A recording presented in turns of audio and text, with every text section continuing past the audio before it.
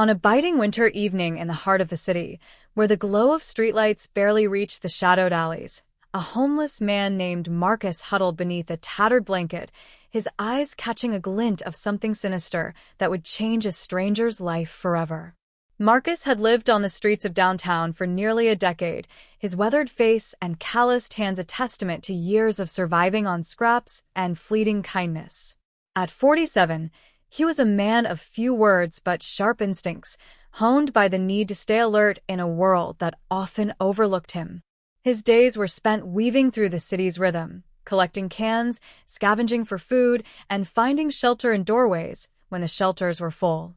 That evening, he'd settled in his usual spot, a narrow alley off 14th Street, where the brick wall offered some shield from the wind. The city was alive with its usual chaos, horns blaring, pedestrians rushing, and the distant wail of sirens. Marcus barely noticed the noise anymore. It was the pulse of his existence. Across the street, Officer Elena Martinez patrolled her beat. At 32, she was a seasoned cop, known for her quick thinking and unshakable calm.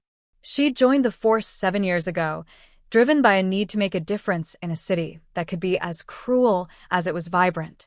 Her dark hair was pulled back tightly, her uniform crisp despite the long hours. She walked with purpose, her eyes scanning the sidewalks for anything out of place. The neighborhood wasn't the worst, but it had its share of trouble: petty thefts, drug deals in shadowed corners, and the occasional flare-up of violence. Elena knew how to read the streets, but tonight, something felt off, though she couldn't pinpoint why. Marcus, from his vantage point, watched the world go by. His spot gave him a clear view of the street, where people moved like currents in a river, predictable yet always shifting. He'd seen Elena before, her steady stride a familiar sight on her evening patrols. She was one of the good ones, he thought, not like some cops who'd roused him for no reason. She'd even slipped him a coffee once, last winter, when the cold was brutal. He didn't know her name, but he knew her face, her quick nod of acknowledgement when their eyes met. Tonight, though, Marcus wasn't watching her. His attention was on a man lingering near the corner store, just beyond the glow of its neon sign. The man was tall, lanky, with a hood pulled low over his face. He stood too still, his hands buried in his pockets, his posture tense, like a coiled spring. Marcus had seen plenty of people like him, guys who didn't belong, who were waiting for something or someone. The man's eyes darted toward Elena as she crossed the street, her boots clicking against the pavement. Marcus shifted slightly, his instincts prickling. He'd learned to trust that feeling, the one that told him danger was near. It had kept him alive more times than he could count.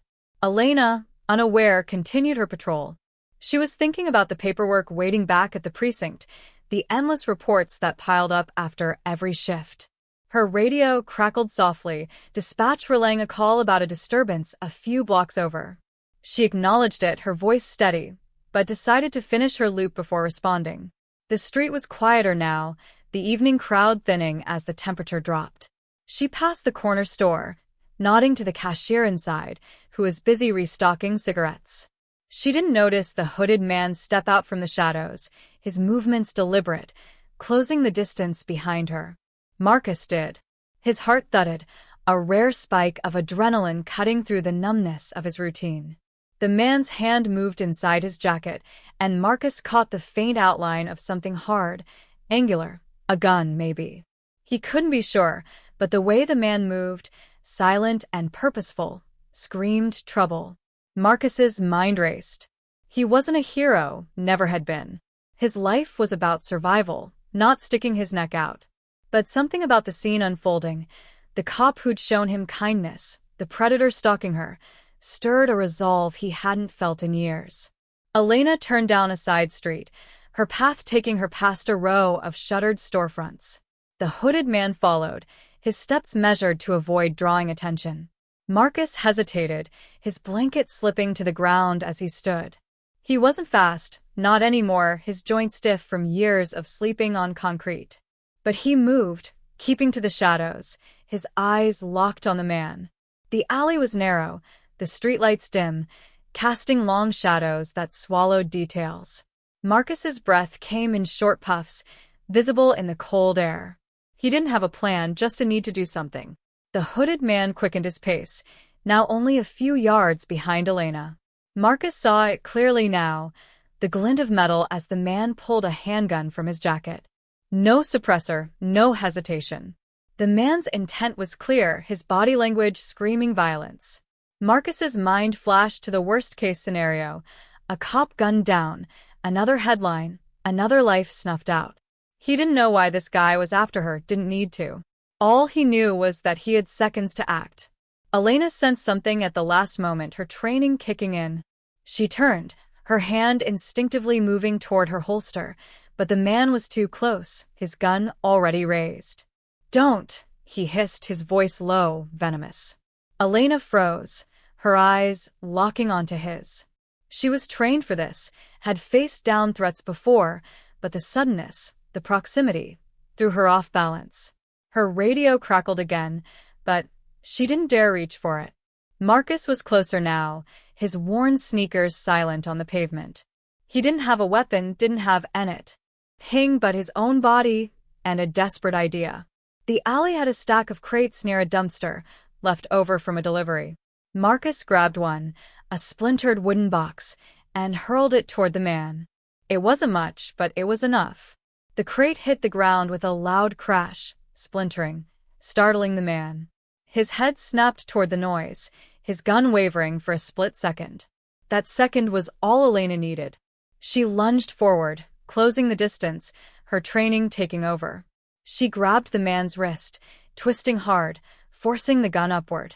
A shot rang out, wild, shattering a window above.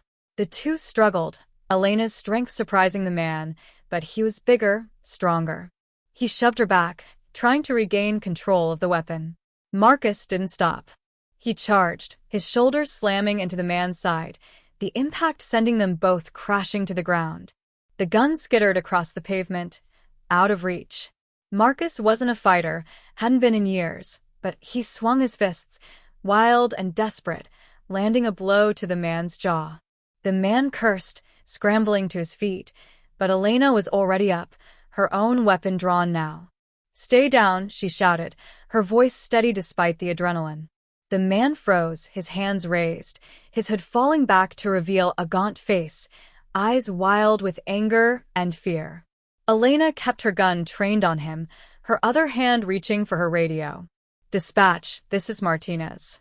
I need backup. 14th and Carver, suspect in custody." Marcus backed away, his chest heaving, his hands trembling. He didn't belong in this moment, didn't want the attention.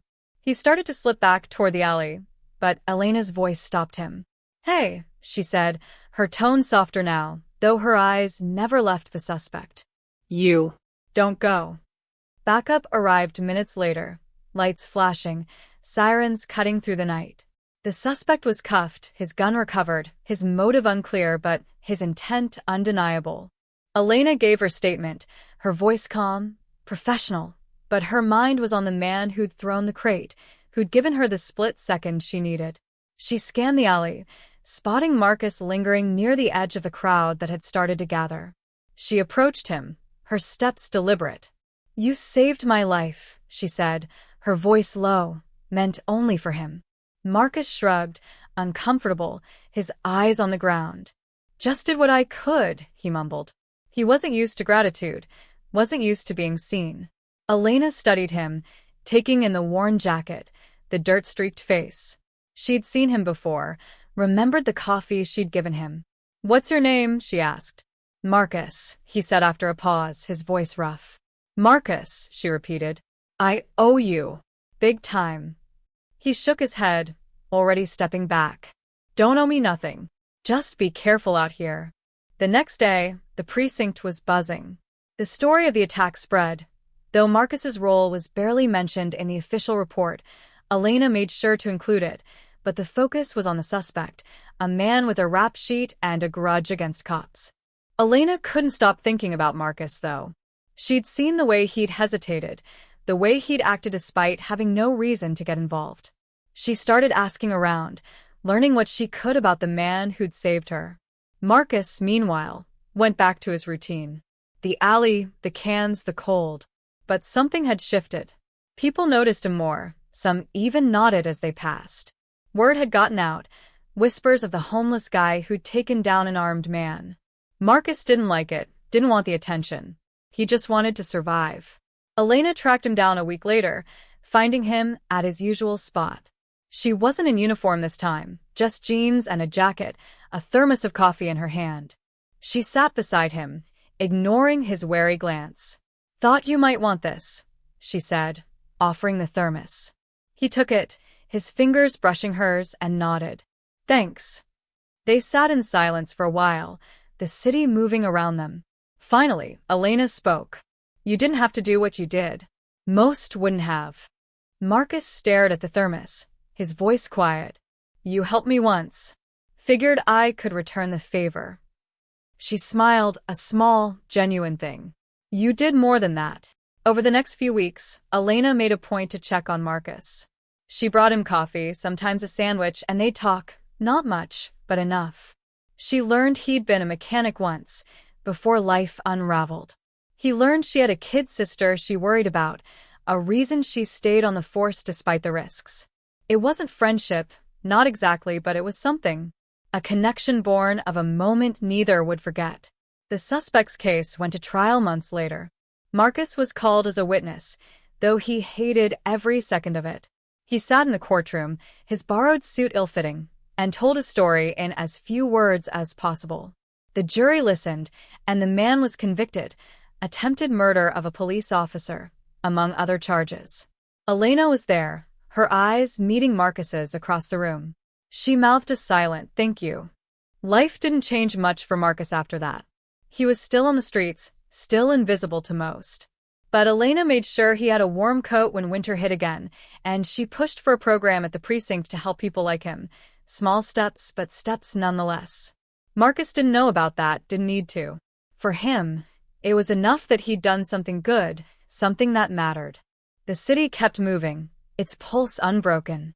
But in that alley off 14th Street, where a crate had crashed and a life had been saved, something lingered, a reminder that even in the shadows, humanity could shine through.